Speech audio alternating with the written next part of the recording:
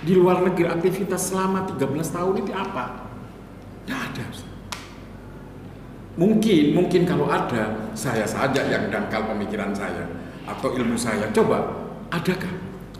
Apakah sahabat itu di sana duduk-duduk roh atau tidak bangun masjid? Itu berdakwah. Sebentar nih, tentang sejarah sahabat yang hilang ya. Itu di era mana sampai mana? Di era hijrah yang kedua. Pada tahun 5 kenabian, pulangnya pasca Khaybar pada tahun 7 Hijriah. Sampai?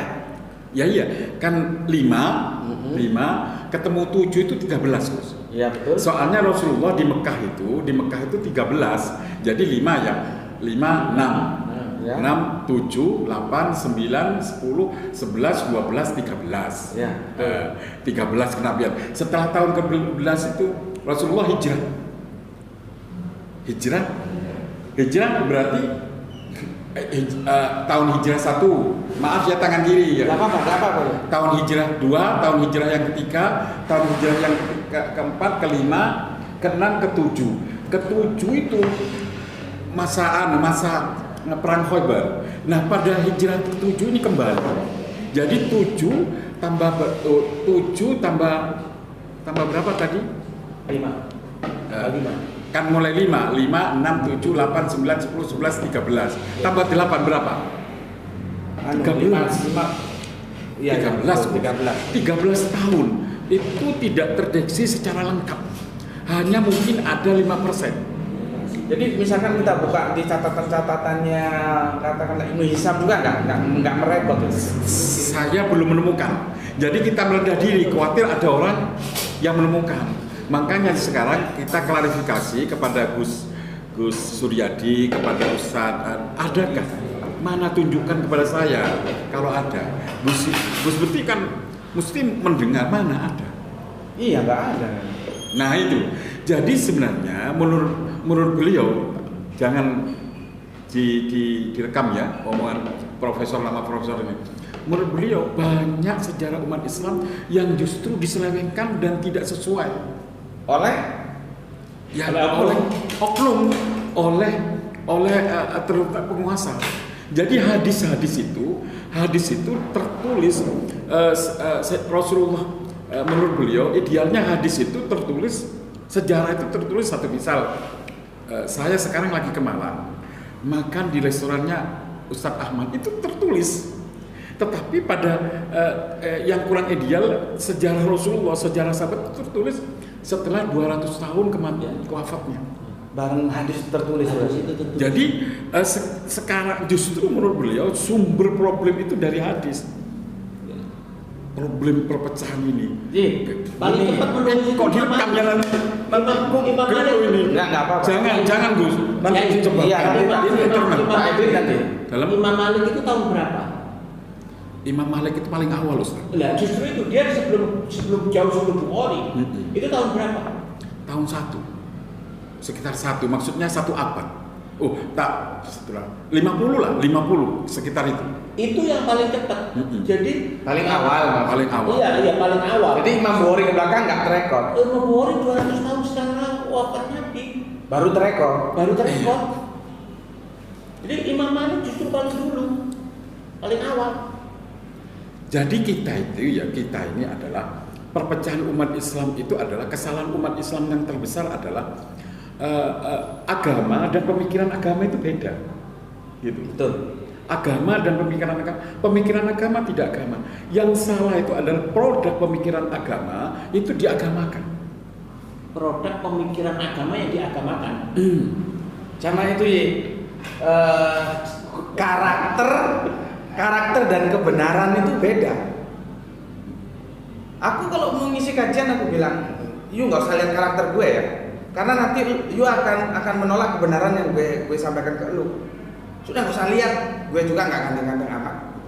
Tapi sebuah kebenaran yang aku sampaikan, kalau menurutmu salah ya kamu bantah. Tapi kalau itu benar harus kamu terima. Jadi kamu nggak usah melihat karakterku, tampilanku, nggak perlu. Nanti itu akan menjadi kendala kamu untuk menerima kebenaran yang aku sampaikan. Repot kamu nanti. Kamu undang aku jauh-jauh ya." Jadi antara karakter dan kebenaran itu beda. harus dipisahkan. Betul. Bisa. Betul. Bisa. Terus ini tolong dijelaskan ya. Kita pernah diskusi tentang akhirnya hadis itu terpecah menjadi hadis Sunni, hadis Syiah dan hadis apa ya? Hadis itu ada 3. Sebenarnya hadis Sunni itu lebih keren. Itu kita sebut hadis Persia, identik. Sedangkan hadis Sunni itu hadis Jazirah Arabia. Pertanyaan yang tadi itu hadis Syiah, hadis Persia. Iya. Ya. Nah ini sebenarnya Syiah dan Sunni ini sebenarnya bersaudara. Cuman dikondisikan secara politik mereka bermusuhan. Tempo hari Saudi Arabia siapa yang bergandengan tangan atas inisiatif Cina ya. Ini sebuah langkah bagus. Ini adalah konteks Al-Quran. Cuma tadi kan ada 3 itu, ada hadis Sunni, hadis Syiah, terus Hadis wa ghairuhuma, hadis yang bukan keduanya. Nah, hadis wa ghairuhuma itu adalah termasuk saya, Gus. Saya itu tidak mengikuti hadis Sunni. Tidak. Saya ikuti apa yang cocok dengan saya, gitu loh. Hadis Syiah apa yang cocok dengan saya.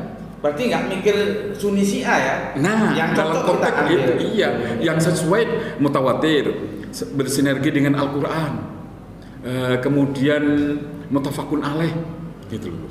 Hadis-hadis yang tidak hadis-hadis yang tidak mutawatir di Tenggara, hadis-hadis ahad di Tenggara itu adalah sebuah kemustahilan. Tapi gini loh, proses mutawatir itu biasanya sebetulnya satu sumber. Bisa jadi gitu ya. Diceritakan si A, si B, si C sehingga seperti mutawatir. Padahal sumbernya ya kui-kui tok.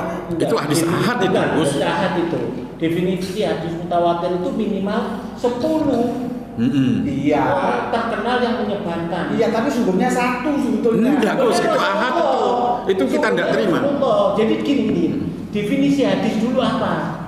Hadis itu matu bika ala nabi bikaulin au fi'lin au amalin. Itu definisi hadis. Kalau sudah definisinya sudah jelas matu bika ala nabi bikaulin au fi'lin au amalin, maka sumbernya adalah nabi. Iya, saya tahu, tapi bisa dikonfirmasi sama Nabi? Kan nggak bisa, Nabinya sudah nggak ada.